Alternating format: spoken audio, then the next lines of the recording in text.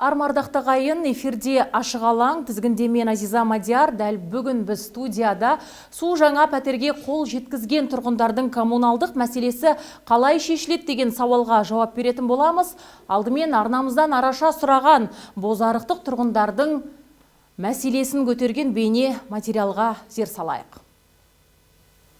Октябрьде мына жерде кілтті әкімнің өзі бәрімізге табыстаған кезде болды, кіріп тұра бересіздер, үйлеріңіз жақсы, құтты болсын дегенде бәріміз қуандық, кілт алдық, үйге кіреміз деп. Сөйтсек, бұл жерде шикілігі бар.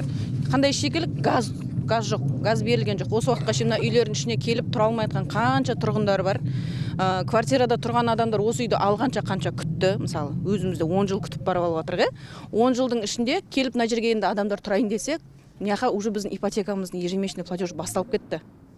Біз, получается, декабрьде ежемесячный платеж төлейміз. Плюс еще мынақты бөлек қазір үйді күтіп кіре алмай жатқан адамдар несін төлеп жатыр, квартирасын төлеп жатыр. Енді Қазтрансгазға барсақ, проблема бір айдай ма болды мен жүргенімізге. То адамдары келеді да, мына жер дұрыс емес, мынаны қоса алмаймыз, мынанша житель жоқ дейді. Бізге ең бірінші мендегі сұрақ болып тұрғаны, сонда әкім келіп табыстаған кезде мына үйдің барлығы, газының барлығы дұрысталғандығын сонда қарамағандығы ма? Негізі жаңа біз шақырған мен сіздер. Сол шақырғанның алдында ғана шешілді. Сол журналистер келеді дегенді естіп, негізі ол жақтан да адамдар бар біздің чатта. Администратордың чатында газдан да, светтен де бір адам бар. Мынау бұл сіздерді шақырғанымыз олар естіп, уже сразу мыяқта осындай өзгеріс болып отыр. Қазтрансгаздың адамын шақырып бізге нақты күнін айтсыншы. Себебі мұқтаж адамдар көп бұл жерде. Үшінші этаж тұрып жатыр, свет қосылып тұр. Мен тұрып жатырмын, свет қосылып. Мен мұздай жерде 5 бала шағамен қалай тұрамын? Өздерін әкеп тұрғызып көрейікші, қалай болады екен? Арна тілшілері Бозарық шағын ауданына барған тұста көп қабатты үй тұрғындарының коммуналдық мәселесі шешім таба бастаған туралы ақпаратқа ие болды. Бұған дейін суы мен газдың қосылмауына бірнеше себеп болған екен. Тұрғындар толық қоныс аудармағандықтан жеке шот ашып үлгермеген. Біртіндеп келгендердің құжаттары бірден құнттала қоймапты. Ал жауаптылар заңмен арнайы бекітілген ережеден аса алмайтындарын айтып жеткізе алмаған. Белгілісі, мұнда газ қосылмай тұрып, су да берілмейді. Себебі құбырға мұз қатып қалу қаупі бар. Қазтрансгаздың тарапынан адамдардың аз беріліп жатқаны. Осы жерге қосатын. Жұмысшылары. Қазтрансгаздың мамандары келіп кетті. Қазір қала бойынша барлық жерде қосу жұмыстары жүріп жатыр. Отопительный сезон. Содан олар мамандардың жетіспеушілігін айтып, 2 адамды осы жерге бекітті. Бірақ 2 адам бұл тұрғындарға аздық етіп жатыр. Тараптар тыңдаған арна тілшісі тіршілік нәрінің қосылған, артынша газың да пәтерлерге біртіндеп беріле бастаған көріп қайтты. Қазіргі таңда 2 көп қабатты үйге газ беріле бастады. Қалған 14-не кезең-кезеңмен қосылады. Көгілдір отынды қосу үшін мекеменің 2 маманы жіберілген. Олар бір көп қабатты үйді газға қосуға 2 күн кететінін жасырмады. Онсыз да 2 ай күткен Қараша жұмысты тездетуді талап етіп отыр. Бұл газды ешқайсысына бермейміз деп отқан жоқпыз, бәрін қосамыз. Полный қосылады. Кешілу себебі енді отопительный сезон. Өздеріңізде біз қазақпыз, қыстың күні бәріміз қиналады. Бәрі сол кезде қимылдайды. Дұрыс па?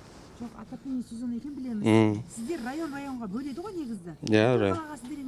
Мен ары қарай жауап бере алмаймын. Мен айып етпеңіздер. Мен жұмысшымын. Маған приказ берді, мен осы адрестерге келіп қосып отырмын. Сағат 9-дан 6:30-ға дейін. Енді бүгін неге онда жұмысшыларыңыз 12-ден 5 кеткенде машинамен, мен өзім тұрдым, машинамен келіп тоқтады. 12-ден 5 кеткенде келді. Келді да кіріп кетті. Жарты сағаттан кейін бізде обед жеп кетті да 4-тен 10 ба 15 ба кеткенде келді. Сонда 4 сағат обед жену керек па олар? Жоқ, ондай болған жоқ. Мен қанша тұрғын бар ондай болған жоқ. Сағат 11-лерде келді балдар. Одан кейін мына шырпыларына редукторларын тексеріп шықты полный ар жақтан. Сөйтіп барып, мынақа қарай 12-лерде келді, ол шыны керек келді. 12-ден 5-тен. Бірақ редукторымыз бар ғой, сіз именно өшерен ғана белгілеп отырсыз. Газды енді бас жақтан алып келмейміз бе енді? Редукторды сияқты регулировка жасап, одан кейін бар. Кешіріңіз, сөзім бөлгенмен, редуктор деп жатсыз. Мен Эльдар ағайға звондадым ғой. Мен соны сұрадым ғой. Неге сіздің адамдарыңыз 12-ден 5 кеткенде келу керек деп сұраған кезде ол айтты. Бізде деді 3 сағат деді, мен олар бізде андай жұмыс болады деді. Жұмыс басқарамыз. Олардың техникалық қауіпсіздігі бар, басқа бар. Сол себепті 12-ден келді деді. Сағат 9-да басталатын жұмысқа. Менде запись бар аға. Жоқ, мен очаққа Менде запись бар. Жұмыста, дұрыс. Болды, запись болса, болды. Менде запись бар. Болды, әйбетпейсіздер, мен жұмысшымын. Ал? Қай компаниясында отыр? Мен ары қарай мен бере алмаймын. Әйбетпеңіздер. Мен жұмысым бар, өзім. Ал құрылысқа жауапты басқарма өкілдері бозарықтықтардың мәселесі күн тәртібінен түспей тұрған, әрі сол аймақта түсіндіру жұмыстар жүргізіліп жатқанын айтады.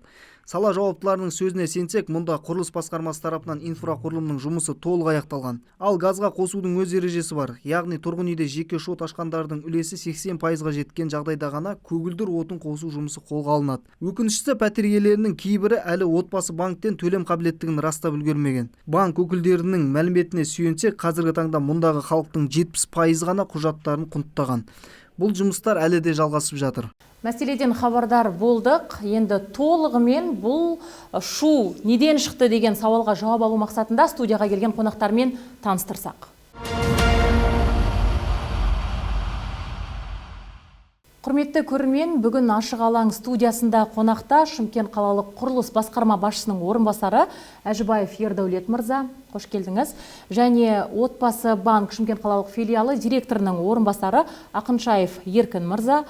Сонымен қатар тұрғын үй басқарма басшысының орынбасары Төлебаев Көпжан мырза және Қазақгаз аймақ мекемесінің ресми өкілі Қуандық Элдар мырза келіп отыр. Жаңа сюжетте сіздің есіміңіз аталды, байқасаңыз.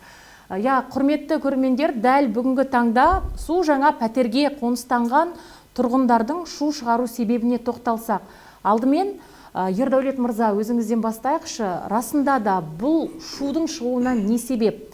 Жалпы коммуналдық мәселені қосу өзінің бір ережелері бар ғой, содан тоқтайықшы. Бастан бастап айтып кетейін. Құрылыс басқармасы тарапынан ағымдағы жылы 16 көп қабатты, 5 қабатты тұрғын үйдің, ол 624 пәтер құрылысы аяқталып, акт приемкілері дейді, жаңа қабылдау актісі Әділет министрлігіне тіркеліп, юстицияға тіркеп, ол пәтерлердің жалпы төлқұжаттарын дайындаймыз, техпаспорттан. Сол рәсімдердің бәрі өткеннен кейін ғана біз тұрғын үй басқармасына тапсырамыз пәтерлерді ары қарай жаңа конкурс арқылы өткізу үшін. Сонымен қатар инженерлік желілерге келетін болсақ, инженерлік желілердің барлық құбырлардың құрылысы 100% аяқталған. Барлық инженерлік жүйелерді до первого колодца дейді, үйдің алдына дейін біздің әкеп беру міндетіміз. Біз солға дейін әкеп қоймыз. Біз мысалы суды жаңа конкурс басталғалы бері опрессовканы өткізіп, газды да опрессовкаға дайындап, шерпелерімізді дайындап, халықкелерге дайындап қоямыз.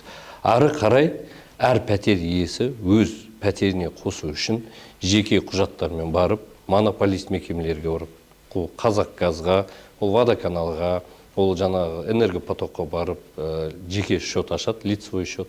Сол ашқаннан кейін ғана монополистер тарапынан пәтерлерге инженерлік жүйелер, суы, светі, газы қосылады.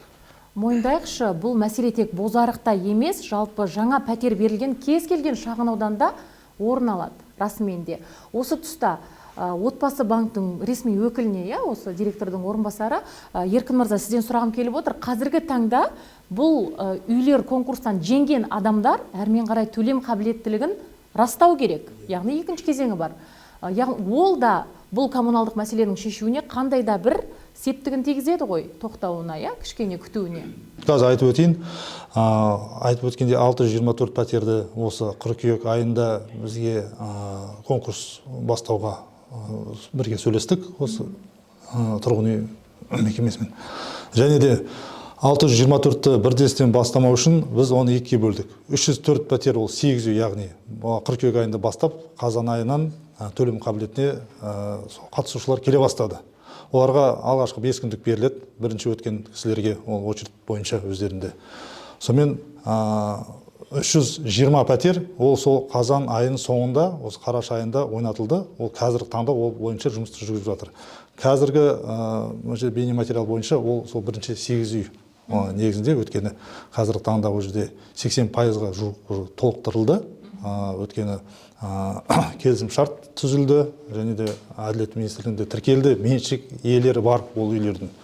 солардың ары қарай счет ашып бірігіп счет ашатын болса, Қазтрансгазға келетін болса, ол сол уақытылы бәрі берілуші еді.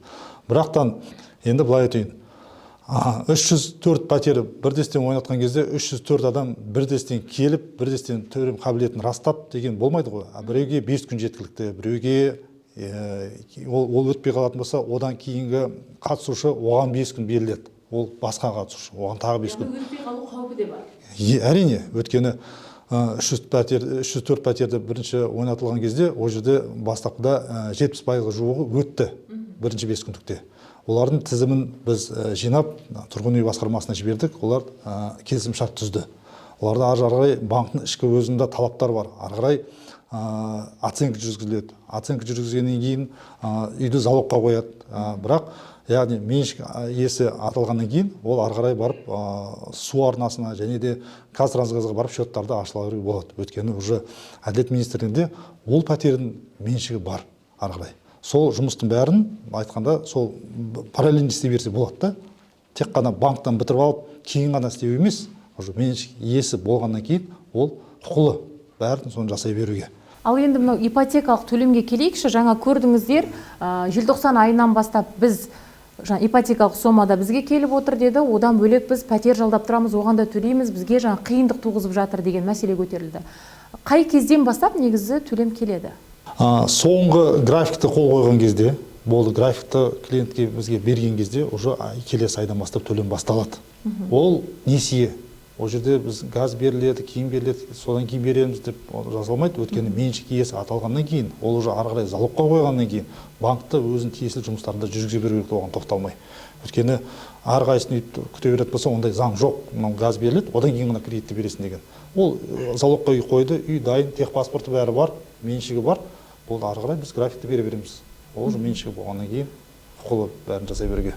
Тұрғындардың шу шығарған тағы бір себебі, мынау Қазахгазаймақ мекемесінен 2 ғана маманды бөлді, ол аздық етеді деген сияқты талаптарын күшейтіп жатыр. Расында мекемеде маман тапшылығы бар ма, Эльдар мырза? Бізде маман тапшылығы жоқ. Тек қана бізде қазір маусым ғой, жылыту маусым болғаннан кейін жұмыстың күрт көбеюі орын алды. Себебі биылғы жылы көптеген елді мекендерді табиғи газға қостық. Осының салдарынан ол жаққа бір бригада деп айтайық, бір бригада бөлінген болатын. Қазір таңда ол жақта басқа өтіндерді орындау аяқталып, қазір күшейтілді. Аталған елді мекенде 5 тұрғын үйді, көп қабат тұрғын үйді табиғи газбен жабдықтадық. Алдағы уақытта бүгінгі таңда 3 тұрғын үйді балдар газға қосып жатыр мамандар. Яғни біз түсірілімге біздің тілшілер барған кезде 2, қателеспесем, 2-ін қосып жатқан еді. Қазір 5 көп қабатты үй толығымен қосылды деп айта аламыз. Және мынау суға байланысты да айтылды, газ қосылмай жатып, су да қосылмайды. Мынау арнайы есепшотты ашуға барғанда бізді жаңа қайтарып жіберді деген ақпарат рас па? Жоқ, тұрғындардың бұл жерде жағдайына сәйкес біз ішкі атқарушы деген құжаттама дейді. Оның номерін біз тіркеп қойдық. Себебі тұрғындарға лицевой счет ашу қиын болмасын, жеке счет ашу қиын болмасын деп. Бұл жерде қиындықтар бізде 7-8 желтоқсан күндері сыртқы газ желілерін сығымдау сынақ жұмыстары аяқталды мердігер тарапынан. Сосын бізге тапсырылды. Табиғи газға қосу жұмыстары 12 желтоқсаннан бастап атқарыла бастады. Оған дейінгі аралықта тұрғындардың 80%-ға жетпеуі салдарынан табиғи газ қосылмады. Бұл Қазақстан Республикасы Ішкі істер министрлігінің 673 бұйрығына сәйкес қауіпсіздікке бағытталған шара. Себебі 80%-ға жетпесе, басқа тұрғын пәтерлерді қарап тұратын мекемелер жоқ. Сол себептен біз осы талаптарға сүйене отырып табиғи газға қоса алмаймыз. Бұл Қазақстан Республикасы бойынша барлық өңірлерде осылай талап. Дәл осы мәселе тек Бозарықта емес, жаңадан пәтер кілті табысталған кез келген шағын ауданда орын алуы мүмкін деп атап өттім. Осы тұста Көпжан мырза, биыл Шымшаһарда қанша пәтер негізі үлестірілген ипотекалық бағдарлама негізінде, мемлекеттік бағдарлама бойынша, және түсіндірме жұмыстарын жүргізесіздер ме? Осы тұрғындарды арнайы конкурсқа қатысып жатқан кезде де, кейін отбасы банкке жіберген кезде де неге жыл сайын бір мәселе қайталана беретін? Енді арасында берді құрылыс басқармасының әріптесін айтып кеткендей, құрылыс басқармасы тиісті құрылыс жұмыстарын жүргізіп болғаннан кейін бізге тұрғын үй басқармасына теңгерме қабылдау өткізу актісі негізінде өткізіледі.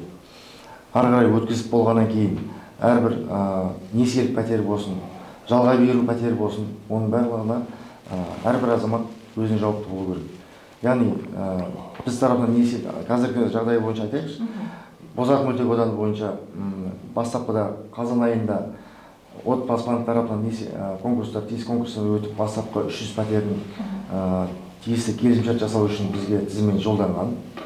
Оның бастапқысы тұрғын үй басқармасы тарапынан тиісті жұмыстар жүргізіліп, яғни кезек сайт арқылы тексеру жұмыстар жүргізілген нәтижесімен ол азаматтарға бастапқы сату келісімшарттары беріле басталды.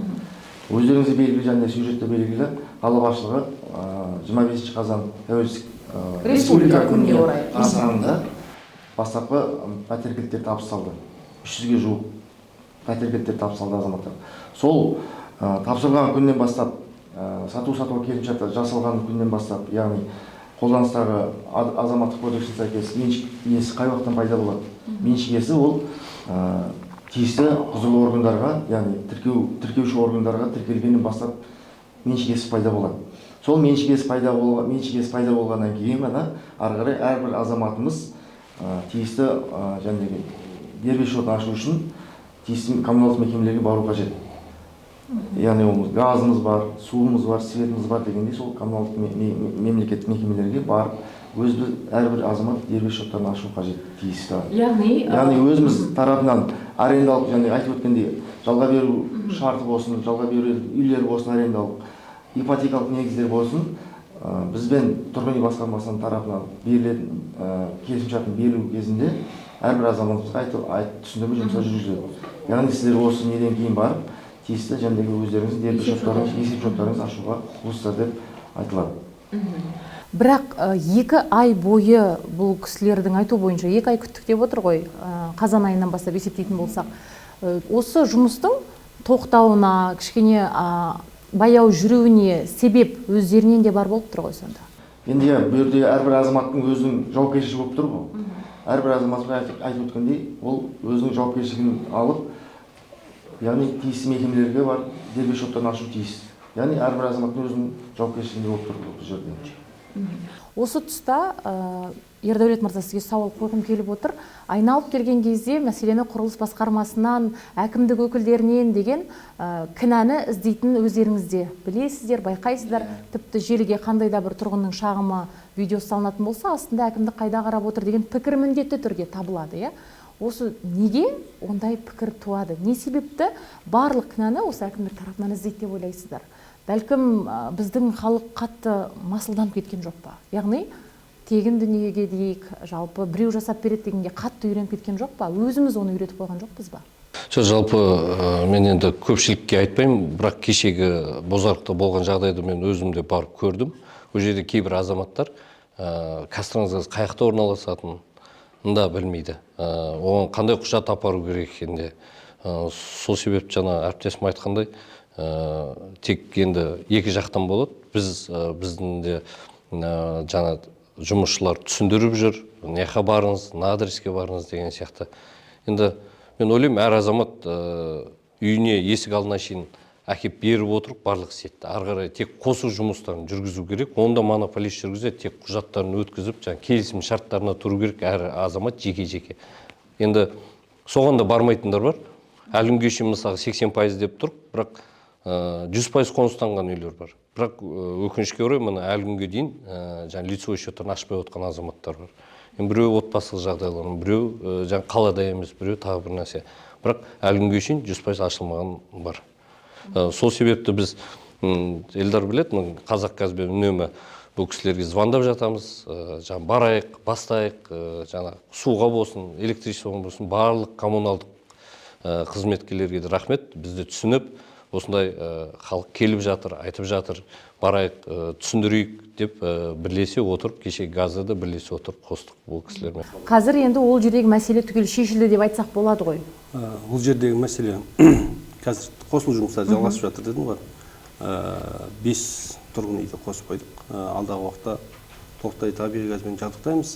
Тек енді бұл жерде басты назар аударатын нәрсе қауіпсіздік қой. Қауіпсіздік себебі қоныстанбаған пәтерлерді газға қосып кететін, егер стояк дейміз ғой, стоякқа газ беретін болсақ, ол жерден газ шығыны орын алса, өрт, жарылыс, арты өлім жағдайына шейін алып баруы мүмкін.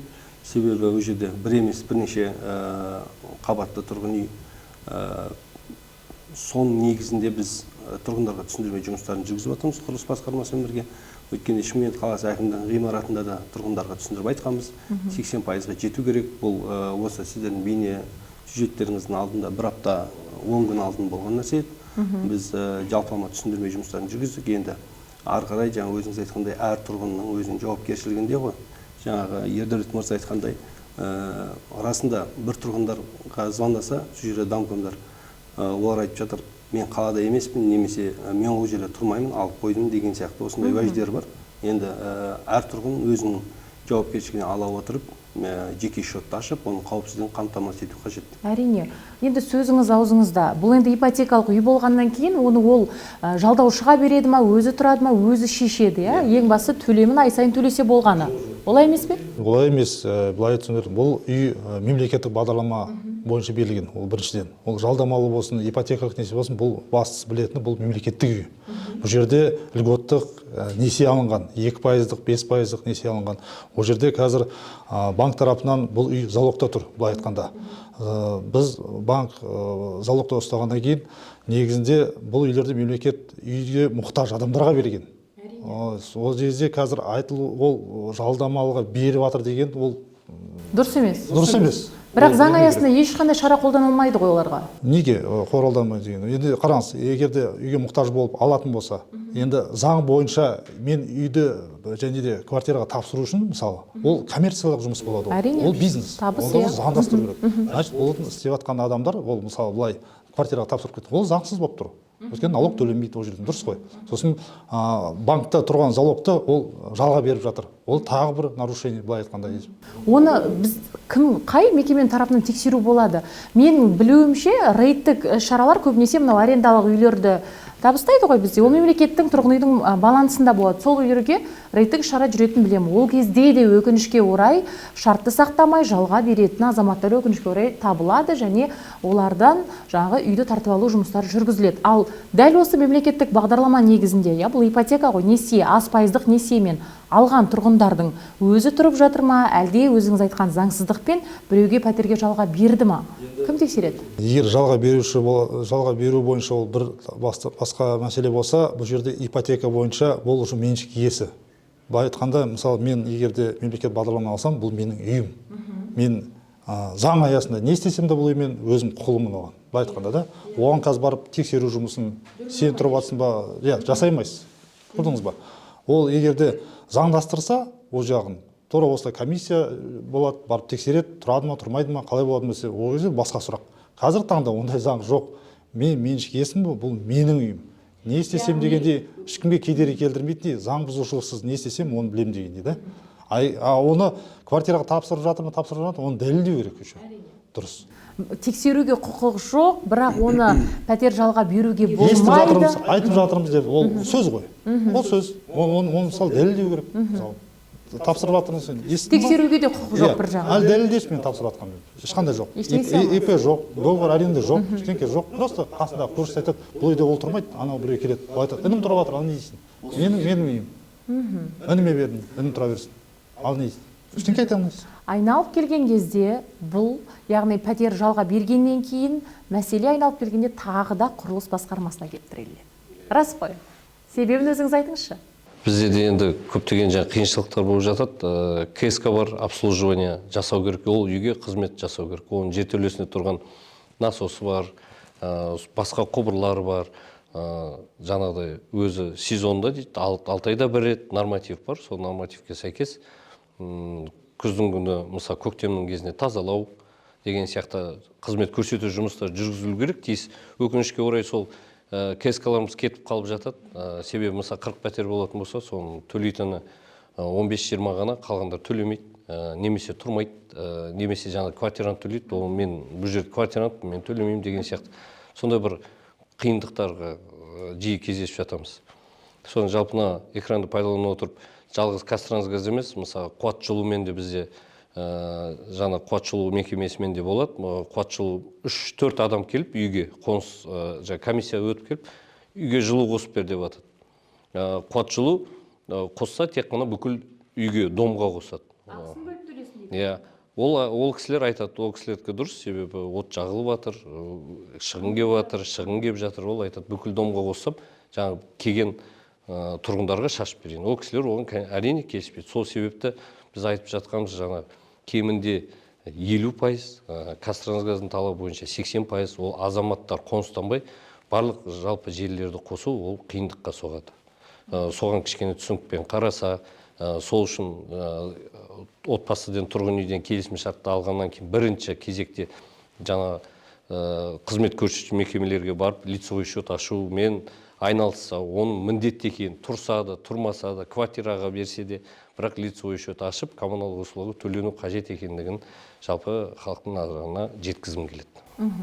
Бізде өкінішке орай жаңағы үйді алып алады, өздері тұрмайтын жағдайлар да кездеседі ғой. Дегенмен де ай сайынғы төлемді төлеу міндетті, несиені.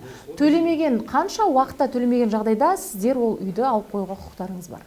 Енді былай айтып едім, мемлекеттік бағдарламада да қайталап өтейін, өте льготтық несие берілгеннен кейін 2-5%-бен қазіргі таңда ондай жоқ, ондай баға да жоқ, біріншіден, екіншіден ондай несие де жоқ. Сосын оның ай сайынғы төлемі ондай ауырлық етпейді ол кісілерге. Ол мысалы қазіргі таңда 5%-мен санағанда 3 бөлмелерге шамамен 140-150 мың теңге төлейді. Бет қарасаңыз, қазір жалдамалы пәтердің өзі қазір 200-250 мың болды Шымкентте, дұрыс қой. Бұл өте мемлекет тарапынан өте жақсы қолдау біздің тұрғындарға, Шымкент қаласын. Егер де біздің ішкі өзіміз құжатымыз, және заң бойынша ол 180 күннен кейін асып кететін болса, төлемдерін мысалы уже асырып төлемей, ол кезде банк өз тарапынан осы үйді сату жұмыстарын жүргізе бастайды. Бірақ оған дейін ешкім әлі жетіп атқан жоқ. Өйткені болады. 1-2 ай төлемей қалады, жұмыссыз қалып қояды, әрбір отбасы жағдайлары болады, бірақ сонда да төлеп жетіп, ары қарай төлей береді. Сондай бар. Өйткені түсініп тұр, ол өзінің жалғыз үйі, ол тұрып жатқан көбісі ол жерде. Сосын ол ондай егерде 300-400 мың төлеп жатыр десе, түсінуші болады, ауыр ғой ол деп та. Бұл жерде енді 100-150 мың төлемейтін болса, енді қаладан қандай қолдау тағы да? Одан басқа қандай қолдау керек дейсіз ғой? Осы сөзіңіз аузыңызда дәл осындай арендалық үйлер болсын, әлеуметтік үйлер болсын, аз пайыздық мемлекеттік бағдарлама болсын, дамыған елдерде жоқ ондай бағдарламалар. Біздің елде дәл осы жобалар қолғанғанда әрине көз қуанады. Дегенмен де олардың саны жыл сайын артса екен деген барлық әр қазағым үйлі болсын деген тілек баршамыздың жүрегімізде бар ғой расымен. Десе де үйді алды, коммуналдық мәселе бір мәселе, Эльдар мырза, ол шешілді, 2-3 айдың көлемінде шешіледі. Үйді алды, кілтті берді, әкім тапсырды, бірден газ бәрі қосылды деген дүние болмаған ғой осы күнге дейін. Енді осы тұста сапасыздығын айтып шу шығаратындар бар. Солай емес пе, Ердәулет мырза? Енді жалпы құрылыс болғаннан кейін жылына 5000 пәтерден артық пәтер қабылданып жатады. Мен ол бар нәрсе, кейбір жерлерде жаңағыдай сапасыз дегенде оған да қарау керек, себебі жаңа іштікі внутренний отделка дейміз ғой, кейбір кісілер соны айтып жатады, кейбір тағы басқа. Ол бар, ол бойынша жұмыс жасап жатырмыз, біз өз тарапымыздан жылдан жылға жақсарту, жобаны жақсарту, алдыңғы болған қателікті болдырмау, тағы да басқа халыққа қолайлы жағдай жасау бойынша барлық жағдайды жасап жатырмыз. Қазір бізде мынау мердігер мекемеге берілетін кепілдік мерзім ұзарды ма? Әрине, ол жаңағы шаралардың біреуіне кіреді. Қала әкімінің тапсырмасына сәйкес ағымдағы жылдан бастап 5 жыл емес 7 жыл кепілдеме мерзімі барлық келісімшартта 7 жыл қылдық. Осы үйлерге де қатысы бар ғой? Осы үйде де 7 жыл кепілдеме мерзімдері бар. Енді мынау Көпжан мырза, сізге сұрақ қойғым келіп отыр. Расымен де бізде Шымкент қаласының тұрғындарының басым бөлігі мейлі бірыңғай қабылдауға келсін, мейлі жалпы сіздердің қабылдауларыңызға келгеннің өзінде барлық мәселе осы баспана мәселесімен келіп жатады. Бізде белгілісі осы мемлекеттік бағдарламаға қатысу үшін де өзінің шарттары бар. Одан бөлек бізде жаңашылдық та болғалы жатыр. Енді осы сәтті пайдалана отырып тұрғындарға айтып өтсеңіз, жаңашылдықтар, тұрғын үй қатынастар заңнамасында өзгерістер енді бізде. Атап өтесіз? Енді бүгінгі таңда тұрғын үй қатынастары туралы заңына сәйкес тиісті өзгерістер енгізілді. Ол кеше 4 желтоқсан күні елбасымыз мемлекет басшымыз қол қойып заң күшіне енді. Бұл жерде жаңашылдықтардың бірі болып, азаматтарымыздың көкейінде тұрған сұрақтардың бірі ол яғни жекешелендіру құқығынсыз берілген пәтерлердің барлығы бүгінгі таңда жекешелендіруге ие болып отыр. Бірінші жаңашылдықтың бірі болып. Ал екінші айтатын болсақ, ары қарай тұрғын үй қатынастары туралы заңында алдыңғы қолданыстағы заңға сәйкес тұрғын үй кезегіне тұру мәселесі. Тұру мәселесі өрде әрбір азаматымыздың санатына сәйкес тұратын еді. Яғни ол жерде көп балалы болу қажет, мемлекеттік қызметтер істеу қажет, ол жерде бірінші екінші топ мүгедектігі болу қажет дегендей, болмаса мүгедек бала асыраушы ретінде тұру қажет дегендей әртүрлі санаттар болу қажет. Үй кезегіне? Ал үй кезегіне тұру үшін қазір таңда тұрғын үй қатынастары заңына сәйкес өзгерістерге сәйкес 25 жылдың мамыр айынан бастап әрбір азаматымыз тұратын болады. Ол 18-ге толған, е? Иә, 18-ге толған әрбір азаматымыз тұрғын үй кезегіне тұруға мүмкіндік алады. Ол заңның күшіне жұмысқа пайдалану несі, ол май айынан бастап, 5 айдан бастап, мамыр айынан бастап, яғни тұрғын үй кезегіне қою алу мәселесі отбасы банктың жанынан ашылған институт құрылу мәселесі жоспарланған. Әзірге құрылмады. Сол тұрғын үй кезегіне тұру мәселесі отбасы банктың құзырына беріліп, біздің әкімдіктің құзырына беріліп, отбасы банктың несіне құзырына беріледі. Ол кезде уже отбасы банктың құзырына берілгеннен кейін әрбір өзіңіз айтпақшы, әрбір 18-ге толған азаматымыз Шымкент қаласында, яғни соңғы 3 жыл пропискасы тұрақты тұру болу қажет. Соңғы 5 жылда меншігінде үй болмау керек. Сол екі талап. Жер есептелмейді. Жер болса, тұрғын жай болмау қажет. Тұрғын жай. Сол екі талап сақталған жағдайда әрбір азаматымыз тұрғын үй кезегіне тұруға ие болады. Енді кезекті әрі қарай осы кезекте қалады ма, әлде сіздер жаңа порталды ойлап табасыздар ма? Ал бұрынғы арнайы санатта отырған, мысалы көп балалы бар, мүгедектігі бар азаматтарымыз бар, кезекте тұрған қазіргі таңда, олардың кезектілігі жойылып кетпей ма, әлде бұл әлі сұрақ па? Бұл әлі сұрақ. Бізге ертеңгі күні келешекте жеткізген жағдайда ол бойынша сұхбатты жеке түрде береміз, да? Дегенмен, егер ол реттілік жойылса, қоғамда үлкен шу туындауы әбден мүмкін. Әлеуметтік шиеленіс болады. Әбден мүмкін. Жақсы. Онда уақытты көре жатамыз. Уақыт еншіне қалдырайық бұл сұрақты. Эльдар мырза, дәл осы газға қосу мәселесі тек қана көп қабатты тұрғын үйде емес, мынау жеке тұрғын үйлер, сол үйлерде де көп туындайды. Мынау біздің көбінесе білесіздер, Қайнар бұлақ деп айтамыз, саяжайы бар, тұрғын алабы бар, көп тұрғындар түсінбей жатады. Яғни, қала әкімі газды қосып кетті деген жаңалықты өретіп, біздің үйде газ жоқ қой деген сұрақ туындайды. Осыны дұрыстап түсіндіріп өтіңізші. Яғни, мемлекеттік мекемеден құбырды жүргізу кіреді, әрмен қарай үйге кіргізу. Ол кімнің жауапкершілігі? Шымкент қаласы әкімдігі тарапынан тұрғын үйлерді газдандыру ол елді мекенге және тұрғын үйдің шекарасына дейін алып келіп беріледі газ құбыры. Ары қарайғы әр тұрғын үйді газдандыру ол тұрғын үйдің иесінің міндеті болып табылады. Ол қалай жүзеге асады? Бұл жерде Казахгазаймақ филиалына келіп, бізден тегін шарт алады. Тегін шарт 5 жұмыс күні ішінде тегін беріледі. Тегін беріледі. Ары қарайғы жұмыстар тұрғын үй иесінің мердігер мекемемен келісімшарт түседі. Ол жерде жаңағы кететін шығындары, құжаттамаға кететін уақыттары, құрылыс жұмыстарына кететін уақыттары барлығы белгіленеді келісімшартта.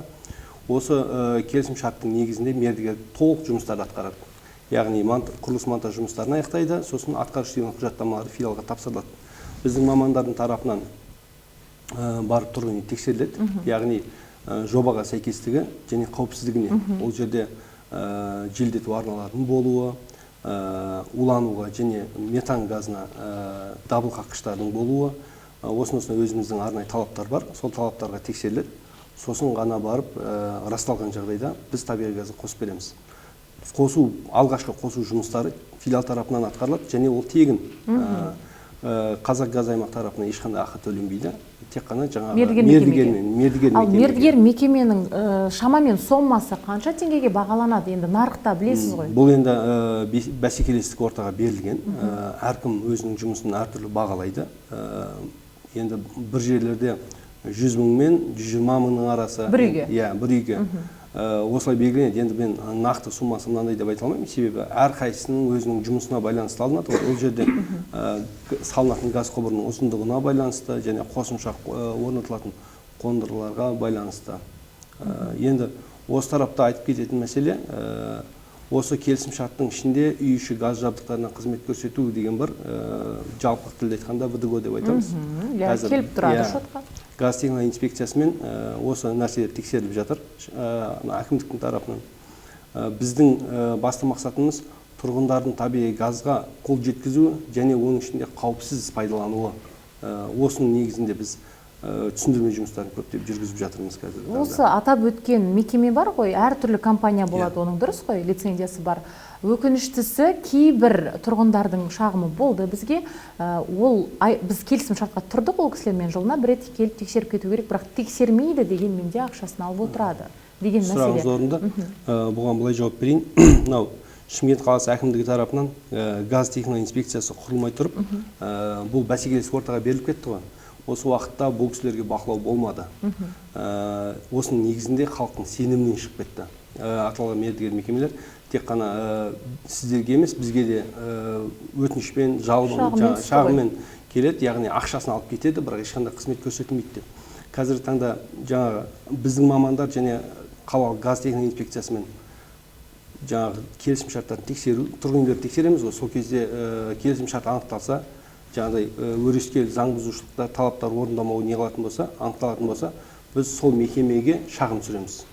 Ана жаңа анықталған тұрғын үйді газдан ажыратамыз, қайта қалпына келтіргенге шейін, және жаңағы мекемені уақытша лицензиясынан айыру шаралар қарастырылған. Қанша бізде мекеме қазір лицензиясынан айырылды дәл осындай? Енді ол сұраққа мен жауап бере алмаймын, себебі мен құзырлы мекеме емеспін. Оны Шымкент қалалық газ техника инспекциясынан аласыз. Жақсы.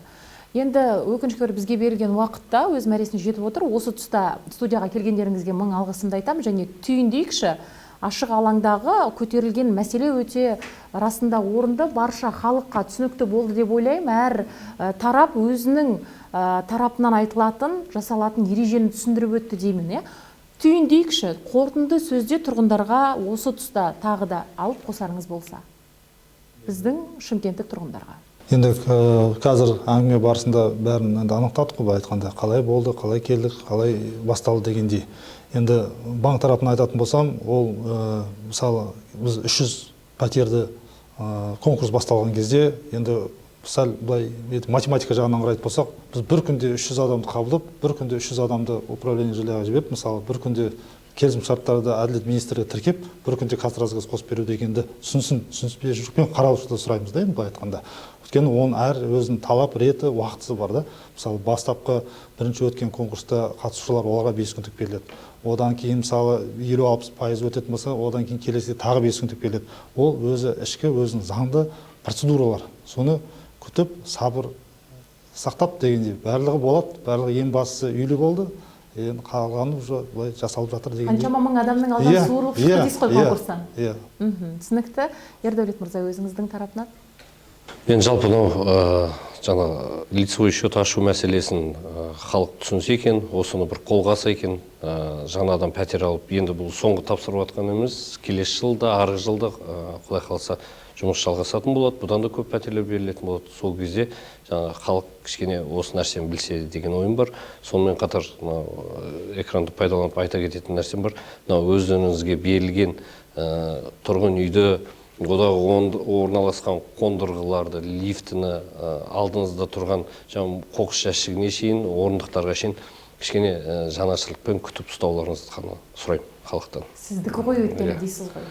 Себебі әкімдік емес, кейде бір қоныстанғанына 2-3 ай ғана болады, қайтып сол аулаға барсам, балалар ойын элементтер сынып жатады. Сол себепті кішкене азаматтардың өзде сол кішкене жауапкершілікпен қараса, себебі ортақ іс сіздерге сол халыққа қойылған нәрсе, ол кісілерді күтіп ұстаса деп біз солай ғана тілейміз.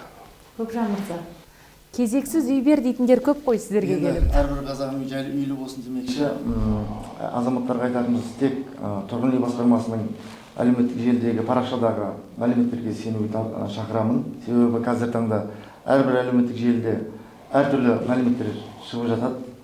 соларға сенбеуге шақырамыз. Тек тұрғын үй басқармасының тиісті мемлекеттік мекемелердің мәліметтеріне сәйкес жұмыс істеуге, барлық тұрғын үй кезегінде азаматтарға тұрғын үй басқармасының мәліметіне сенбеуге шақырамыз. Тек қазір алаяқтар көп, үй алып беремін дегендей үйсіз жайсыз күйген азаматтарға пәленше қаражат берсең үйлі боласың, кезексіз алып беремін деген азаматтарды сенбеуге шақырамыз. Енді біздің бұл жерде миссиямыз айқын. Әр тұрғын үйге қуаныш пен жылу сыйлау. Оның ішінде ең басты позициямыз оны қауіпсіз пайдалану.